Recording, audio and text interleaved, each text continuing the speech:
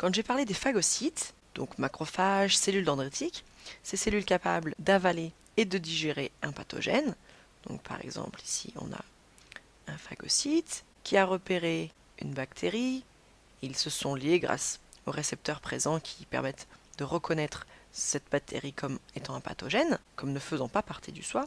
Cela déclenche la phagocytose, qui est donc la cellule qui se replie autour de ce pathogène, pour l'envelopper dans une vacuole, et grâce à des lysosomes, donc de petites vacuoles appelées lysosomes vont fusionner et libérer des enzymes qui permettent la digestion, la destruction de ce pathogène. J'avais aussi dit que la cellule, une fois ce pathogène détruit, elle en récupère les morceaux, elle utilise donc les petits fragments.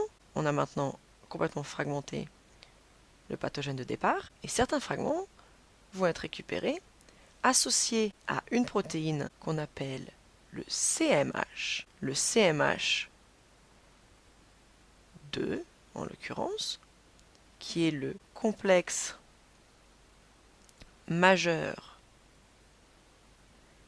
d'histocompatibilité,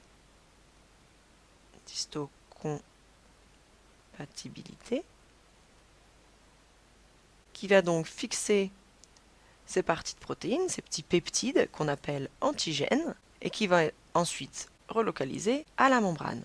Cette cellule porte donc maintenant les protéines du CMH qui présentent à l'extérieur des fragments, un antigène qui est une partie, donc un petit peptide issu du pathogène de départ. On l'appelle maintenant cellule présentatrice de l'antigène, ou CPA. C'est une cellule présentatrice d'antigènes. Donc à destination des lymphocytes T auxiliaires, notamment. On verra en détail le rôle de cette présentation de l'antigène dans d'autres vidéos. Mais les phagocytes ne sont pas les seuls à être capables de présenter l'antigène. Au niveau des lymphocytes B, donc on avait vu qu'ils exprimaient à leur membrane des anticorps, capables de reconnaître un antigène donné, un anticorps spécifique ici,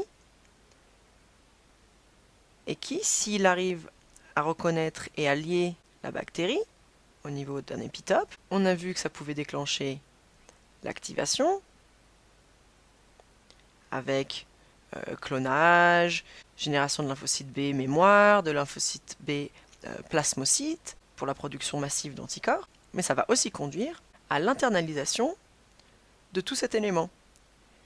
Le lymphocyte va avaler l'anticorps et ce qu'il a lié, et va, de la même manière que l'avait fait le macrophage, détruire, découper ce pathogène et en associer des petites portions à des protéines du CMH pour pouvoir les présenter à l'extérieur et devenir lui aussi une cellule présentatrice de l'antigène. Donc on a là aussi une cellule présentatrice d'antigène. Donc les différents acteurs de la réponse immunitaire, que ce soit dans le cas de la réponse immunitaire non spécifique ou dans la réponse immunitaire spécifique, une fois qu'ils ont été exposés à un pathogène, ils vont en présenter les antigènes, ils vont devenir des cellules présentatrices d'antigènes. Et donc c'est en associant le complexe majeur d'histocompatibilité avec un antigène qu'ils présentent ça à l'extérieur et deviennent une cellule présentatrice de l'antigène. On va pouvoir maintenant passer à ce qui se passe du côté des lymphocytes T auxiliaires qui eux vont pouvoir réagir, vont pouvoir lire cette présentation d'antigènes et agir en conséquence.